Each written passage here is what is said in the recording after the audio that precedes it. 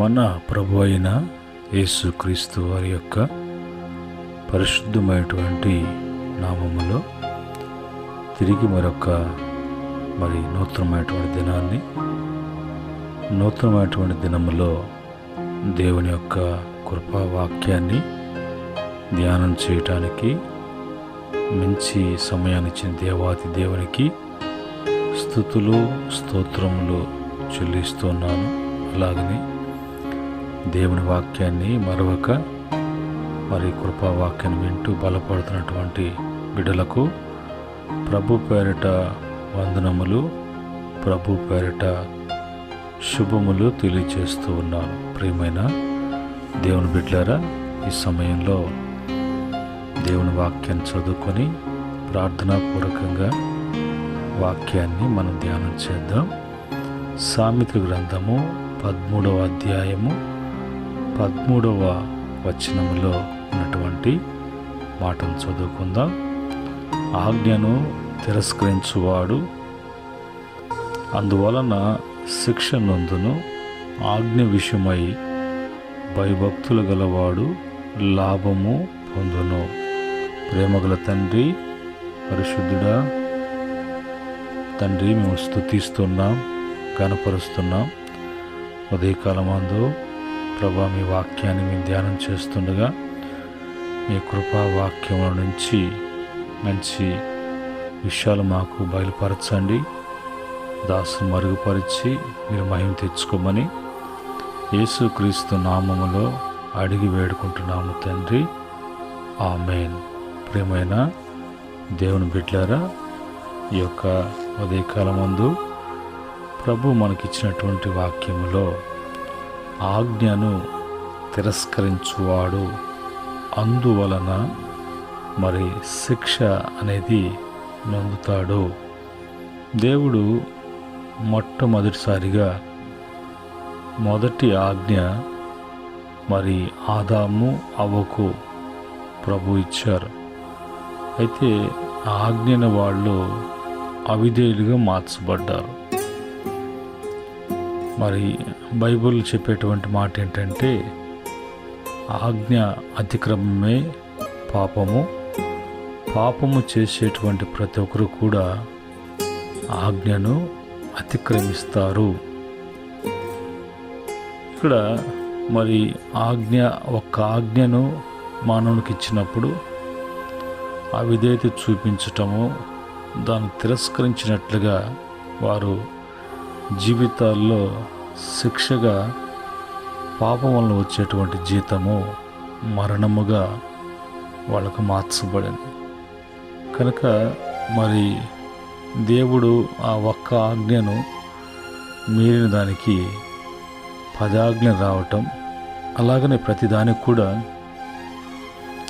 వారిని సరిచేయటానికి, మానవుడిని సరిదిద్దటానికి ఇంచుమించుగా బైబిల్లో 3500కి పైగాను ఆజ్ఞలు అనేవి ఇవ్వబడ్డాయి ప్రతి సందర్భంలో కూడా. అయితే దేవుడు ఆజ్ఞాపించినప్పుడు, ఆదేశించినప్పుడు ఆ విషయంలో భయభక్తులు కలిగినటువంటి వాడు, ఆజ్ఞ విషయంలో భయభక్తులు కలిగినటువంటి వాడు, ఆజ్ఞకు లోబడి నడుచుకున్నటువంటి వాడు నిత్యముగా అందును బట్టి లాభము అనేది, తన జీవితంలో ప్రయోజనము అనేది, తన జీవితంలో మేలు అనేది చూస్తాడు. ఈరోజు ఆజ్ఞ విషయంకి వచ్చినప్పుడు ప్రభు ఆయన ఆదేశించినప్పుడు, ఆజ్ఞాపించినప్పుడు దానికి తప్పక దానికి భయభక్తులు కలిగి లేక విధేయులై నడుచుకున్నప్పుడు అందును బట్టి తన జీవితంలో ప్రయోజనము లేక లాభము అనేది చూడగలడు. బైబిల్ వాక్యములో చూసినప్పుడు తిరస్కారం అన్నప్పుడు వారు విలువను ఇవ్వకుండా మాటని త్రోసిపుచ్చేటువంటి వారు కూడా ఉంటారు.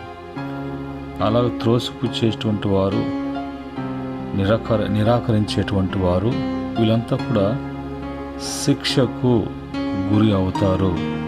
ఆ విషయంలో జాగ్రత్త కలిగి ఉండాలి.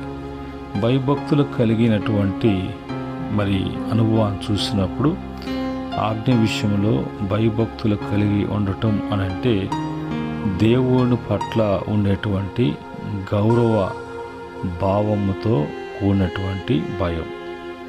ప్రభు చెప్పినప్పుడు వెంటనే అది పాటించడానికి దేవుని పట్ల ఒక గౌరవ భావముతో ఉన్నటువంటి భయం కలిగినటువంటి వారు ఉండాలి. అవిధేయత చేయకుండానే ఆదరణతో కూడినటువంటి భక్తి, దేవుని మహిమను గుర్తించి ఆయన ఆజ్ఞను లోబడే స్థితి ఒక భయభక్తులు. కనుక భయము అనేది శిక్ష భయము కాదు, కానీ దేవుని యొక్క మహత్యాన్ని కలిగే గౌరవం. భక్తి అన్నప్పుడు ప్రేమతో, నమ్మకముతో దేవుణ్ణి ఆశ్రయించేటువంటి అనుభవం. కనుక భయభక్తులు అన్నప్పుడు గౌరవముతో కూడినటువంటి భక్తి. అలాగా భయభక్తులతో దేవుణ్ణి సేవించేటువంటి వారుగా. భయభక్తులు ఉన్నటువంటి వాడు దుష్ట మార్గాన్ని విడిచిపెట్టేటువంటి వాడుగా ఉంటాడు. కనుక ఈ ఆజ్ఞ అనేది ఎంతగా మనిషి జీవితంలో ప్రయోజనకరంగా ఉంటుందో అనేది మనకు తెలియాలి. ఈ సమయంలో ఆ భయభక్తులతో, ఆజ్ఞ విషయంలో భయభక్తులతో నడుచుకునేటువంటి వారికి దేవుని వలన కలిగేటువంటి లాభము లేక ప్రయోజనము లేక ఫలితము లేక ఆదాయము లేక మేలు అనేది లాభానికి ఉన్నటువంటి అర్థాలు పలికేటువంటి పదాలు మిగతావి. ఈ సమయంలో వాక్యంలోకి వెళ్ళినప్పుడు వాక్యంలో కీర్తన 19వ కీర్తన 9 నుంచి 11 వరకు ఉన్నటువంటి మాటలలో చూసినప్పుడు యెహోవా యందైన భయము పవిత్రమైనది, అది నిత్యము నిలుచును. యెహోవా న్యాయ విధులు సత్యమైనవి, అవి కేవలము న్యాయమైనవి. అవి బంగారు కంటెను, విస్తారమైన మేలిమి బంగారము కంటెను కోరదగినవి. తేనె కంటెను, జుంటె దేనెదారుల కంటెను మధురమైనవి. వాటి వలన నీ సేవకుడు హెచ్చరిక నొందును. వాటిని గైకొనుట వలన గొప్ప లాభము అనేది కలుగుతుంది. కనుక ఈ భయము అనేది మనిషి జీవితంలో ఒక పవిత్రముగా ఉండటానికి, పరిశుద్ధంగా ఉండటానికి, న్యాయంగా నడుచుకోవటానికి, ఈ యొక్క దేవుని యొక్క ఆ యొక్క న్యాయ విధులు ఆయన యొక్క ఆజ్ఞలు అనేవి బంగారు కంటేను, విస్తారమైన మేలిమి బంగారు కంటేనను కోరదగినటువంటివి. ఇంకా దాని యొక్క రుచిని గురించి చెప్తాడు. తేనె కంటేను, జుంటె దేనిదారుల కంటేను మధురమైనవి. వాటి వలన నీ సేవకుడు హెచ్చరిక నందును. వాటిని గైకొనట వలన, ప్రభు ఆజ్ఞాపించినప్పుడు గైకొనట వలన గొప్ప లాభము అనేది కలుగుతుంది. ఇది క్రమం. ఈ క్రమంలో ప్రభు బిడలుగా ప్రభు ఎదుట జీవించాల్సినటువంటి మంచి జీవితం. సామెతల గ్రంథము 3వ అధ్యాయం 14వ వచనములో వెండి సంపాదించుట కంటే జ్ఞానం సంపాదించుట మేలు, అపరంజని సంపాదించుట కంటే జ్ఞాన లాభము నొందుట మేలు. ఈ యొక్క జ్ఞానము ఇవ్వటము అనేది, జ్ఞానము కలిగి ఉండటం అనేది దేవుడు ఆజ్ఞాపించినప్పుడు ఆ ఆజ్ఞకు లోబడినటువంటి వాడుగా, ఆజ్ఞ విషయంలో పాటించేటువంటి వాడుగా ఉన్నటువంటి వారికి జ్ఞానము అనేది లభిస్తుంది. అది వెండిని సంపాదించుకున్నట కంటే, అపరాంజిని సంపాదించుట కంటే నీకు లాభం తెచ్చిపెట్టేటువంటిది దేవుని ఆజ్ఞ ప్రకారముగా నువ్వు నడుచుకుంటున్నప్పుడు నీ కలిగేటువంటి లాభము మొదటిగా జ్ఞానము. ఆ జ్ఞానం అనేది లేకపోతే ఎలాగా ప్రవర్తించాలో, ఎలాగా మాట్లాడాలో, ఏ విధంగా తెలుసుకోవాలో ఇవన్నీ కూడా అర్థం కానటువంటి పరిస్థితుల్లోకి మరి ప్రతిదీ కూడా జ్ఞానం లేనటువంటి వాడు ప్రతిదీ కూడా నమ్ముతాడు, నమ్మి అందులో మోసపోతాడని వాక్యం చెప్తుంది. అలాగనే యెషయా గ్రంథము 48వ అధ్యాయం 17వ వచనంలో మరి నీ విమోచకుడును ఇశ్రాయేలు పరిశుద్ధ దేవుడైన యెహోవా ఇలాగ సెలవిచ్చుచున్నాడు, నీకు ప్రయోజనము కలుగునట్లు నీ దేవుడైన యెహోవానగు నేను నీకు ఉపదేశము చేయుదును, నీవు నడవలసిన త్రోవను నిన్ను నడిపించేదను. ఆ దానికి వినటానికి, లోబడటానికి ఒక గౌరవంతో కూడినటువంటి లేదంటే భక్తితో కూడినటువంటి జీవితము కలిగి మరి లాభము నొందటానికి, మంచి జరగటానికి, ప్రయోజనము కలుగటానికి ప్రభువే ఆయన అంటున్నాడు, నా ఉపదేశాన్ని నేను నీకు చేస్తాను, నువ్వు నడవలసినటువంటివన్నిటిని కూడా నేను నడిపిస్తాను. దానివల్ల నీకు ప్రయోజనం ఉంటుంది. దానివలన నీవు దేంట్లో కూడా బంధింపబడకుండా, దేనిలో కూడా చిక్కుకోకుండా నేను సహాయం చేస్తాను అనేటువంటి మాట ప్రభు ప్రయోజన కొరకు చేస్తున్నాడు. జ్ఞానము కలిగి ఉండటానికి చేస్తున్నాడు. మనము అందరము కూడా ఎప్పుడు కూడా ప్రభు యొక్క బిడ్డలముగా విలువైనటువంటి జీవితాన్ని, విలువైనటువంటి కుటుంబాన్ని జీవించటానికి ప్రభు మనకు ఆ భయమును, భక్తితో కూడిన భయముతో కూడినటువంటి పవిత్రతను కలిగినటువంటి వారంగా జీవించటానికి ప్రభు యొక్క సహాయము ఆయన అందిస్తున్నారు. అలాగనే నాలుగవదిగా దేవుని వాక్యం నుంచి చూసినప్పుడు 1 కొరింథీ పత్రిక 12వ అధ్యాయం 7వ వచనంలో ఆయనను అందరికీ ప్రయోజనము కొరకు ప్రతి వానికి ఆత్మ ప్రత్యక్షత అనుగ్రహింపబడుచున్నది. అందరికి కూడా ప్రయోజనము కలగటానికి ఆత్మ యొక్క ప్రత్యక్షత. ఈ ఆత్మ ప్రత్యక్షత కలిగినటువంటి వారు ప్రతి విషయంలో కూడా వాళ్ళకు తెలియచేయబడటం కానీ, వారు తెలుసుకోవటం కానీ, లోబడటం కానీ, ఆ విషయంలో జాగ్రత్త కలిగి ఉండటం కానీ ఆత్మ యొక్క ప్రత్యక్షత అనుగ్రహించబడుతూ ఉన్నది. కొంతమంది వారి జీవితాలలో ఎలాగుంటారంటే హబక్కుకు గ్రంథములు 2వ అధ్యాయం 9వ వచనంలో తమకు అపాయము రాకుండానట్లు తన నివాసమును బలపరుచుకొని తన ఇంటి వారి కొరకై అన్యాయముగా లాభము సంపాదించుకున్న వారికి శ్రమ. చాలా వరకు లాభాలు, ఆదాయాలు, ప్రయోజనాలు కలగటానికి, ఇతరులను మోసం చేయటానికి, ఇతరుల కానించి అన్యాయంగా దోచుకోవటానికి, అది అతని దృష్టికి, వారి దృష్టికి లాభము సంపాదించుకోవటానికి, సంపాదన పెరగటానికి తగినటువంటి మార్గము అదే. తన కుటుంబాన్ని బలపరుచుకోవటానికి, కాపాడుకోవటానికి ఆ విధంగా చేస్తూ ఉంటారు. ఇదంతా కూడా వారి నోట్లో మట్టేసుకున్నట్లు ఊపిరితో చాటి వారికి శ్రమలు అని కలగటానికి, చివరికి వారి జీవితంలో అంతా కూడా నష్టపోయి క్షీణించిపోయి అతను ఘోరమైనటువంటి దుర్మరణం పొందటానికి దారితీస్తుంది. అలాంటి వాటిని ఎప్పుడు కూడా ఆశించకూడదు.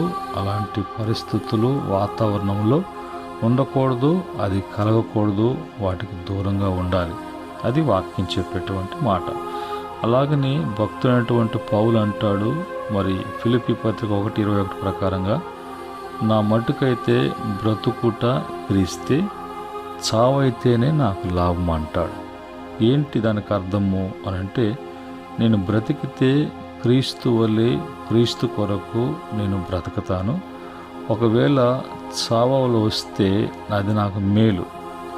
చావవలసినటువంటి పరిస్థితి వస్తే, ఒకవేళ చనిపోయే పరిస్థితి వస్తే నాకు మంచిది, లాభం. ఏంటి ఆ లాభం అంటే, నేను వెడలిపోయి క్రీస్తు యొక్క రొమ్మున ఆనుకొని నేను ఉంటాను, జీవిస్తాను అని అంటాడు.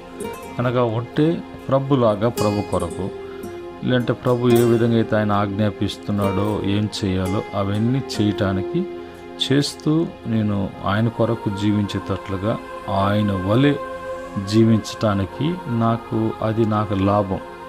అంతేకాని నేను నా ఇష్ట ప్రకారంగా జీవించటానికి నాకు ఇష్టం లేదు అనేటువంటి మాట.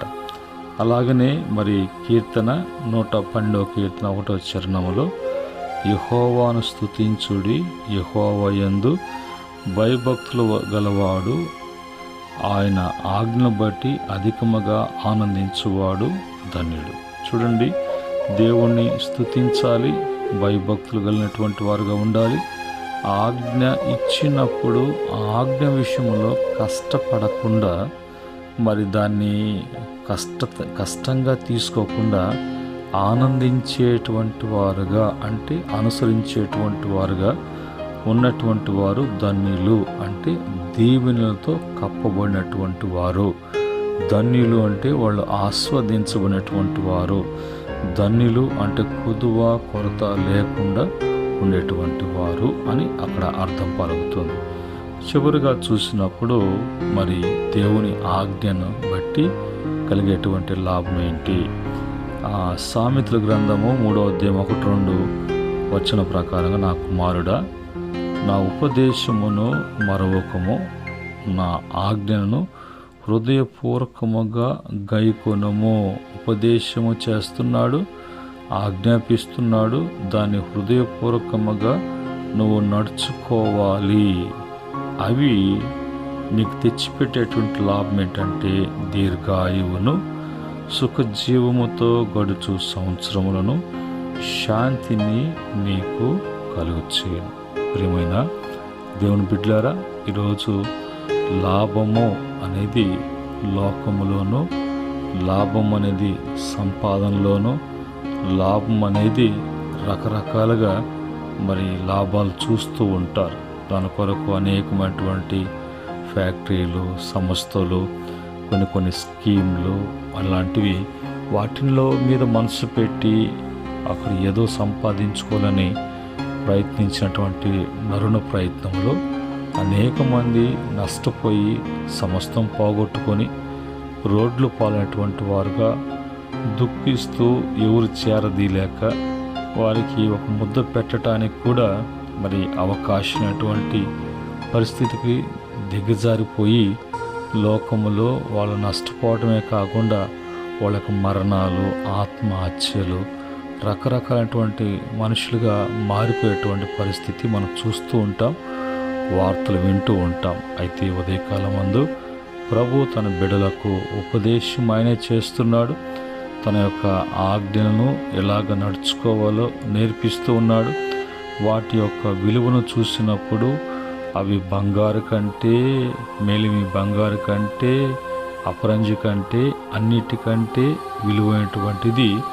ఆ విలువైనటువంటి ఆజ్ఞను పాటిస్తున్నప్పుడు నీవు కూడా విలువైనటువంటి మనిషిగా, జ్ఞానము కలిగి, నీ జీవితంలో దీర్ఘాయుషు కలిగి, నీ జీవితంలో సుఖముతో గడిచేటువంటి సంవత్సరం చూడటమే కాకుండా శాంతితో ఉండటము అనేది. అలాగనే మనము ఈ లోకంలో జీవిస్తున్నప్పుడు ప్రభు కొరకు, ప్రభు నన్ను పోలి నడుచుకోండి అన్నారు ప్రభు. ఆ విధంగా మనం నడుచుకోవటానికి, అలాగా ఒకవేళ ఈ లోకములో మన యొక్క మరి జీవితం అనేది ముగించవలసి వస్తే తిరిగి మనం జీవించేది ఎవరితో అంటే మరి యేసు క్రీస్తుతో కలిసి మనము జీవించేటువంటి జీవితాన్ని ప్రభు మన కొరకు ఏర్పాటు చేశారు.